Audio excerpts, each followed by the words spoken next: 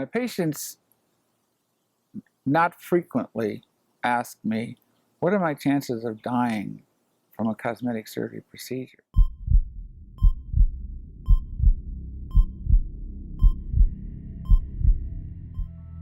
Well, obviously, that would depend on a lot of factors, some of which have to do with the magnitude of the surgical procedure and the relative risk of that procedure because of the magnitude. For instance, if someone is going to have a simple eyelid tuck, for instance, then the risk is much lower than if they're going to have multiple procedures with a lot of IV fluid and monitoring of their urine output and so on and so forth, like you might encounter with a Brazilian butt lift.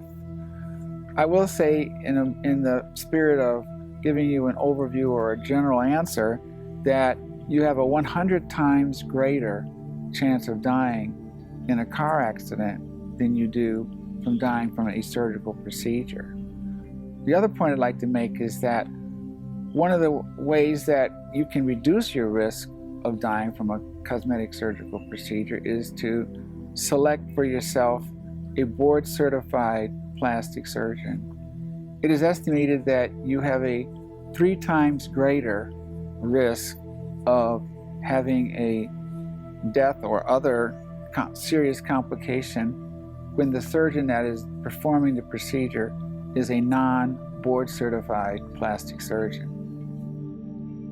Another question that I am occasionally asked as a sequel to the first question is, well, gee, doctor, how do I reduce my risk of dying from a plastic surgery or cosmetic surgery procedure? And the answer there is, as I previously alluded to, select a board-certified plastic surgeon, preferably an experienced board-certified plastic surgeon, one who you feel has dealt with you honestly, thoroughly, has discussed the pros and cons of the procedure, has discussed the risks of the procedure, so that you have an idea going in what the relative intensity level of that procedure is and what your risk could be simply because of the complexity of the procedure that's being done. Anytime a surgeon is going in there and doing things that are going to create major shifts in your blood and circulatory volume, is going to affect your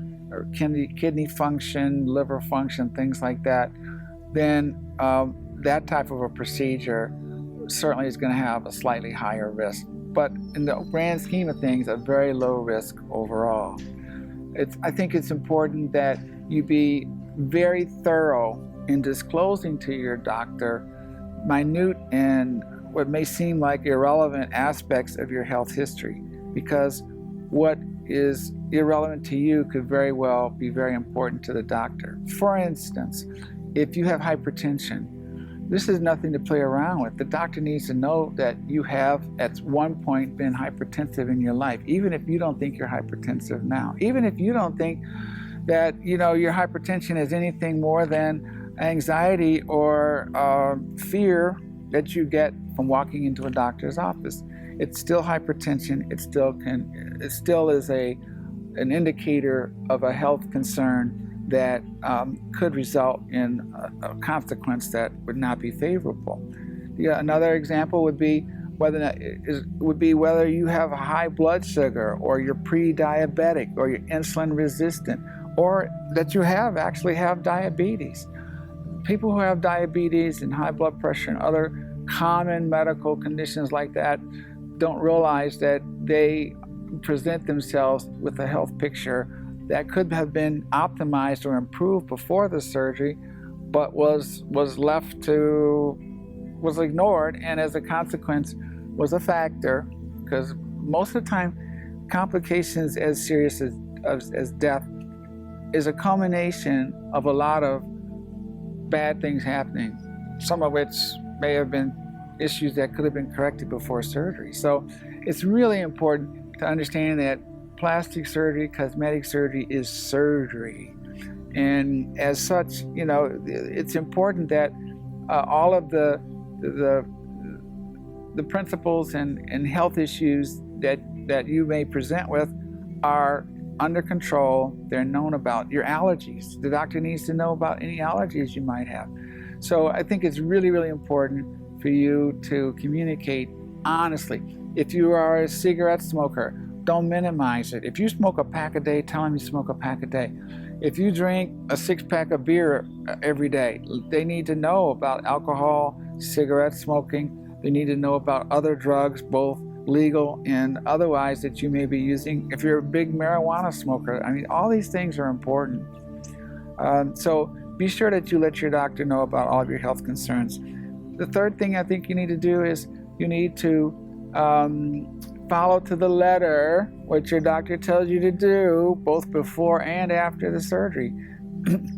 It's because a lot of times patients will get the idea that they don't need to do that, or they don't need to prepare their body the right way.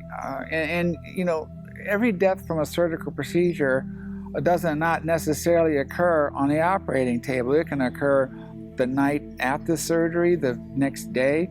So, and then these are again indicators that are a result of factors that could have been corrected.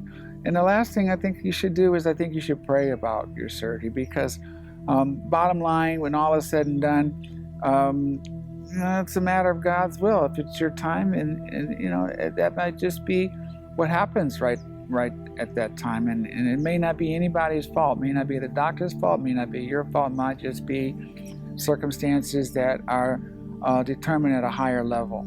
So I hope I've been helpful. We look forward to having another discussion with you on perhaps a less dismal topic in the future. But I think death needs to be discussed because it's the ultimate consequence of life. So have a blessed day.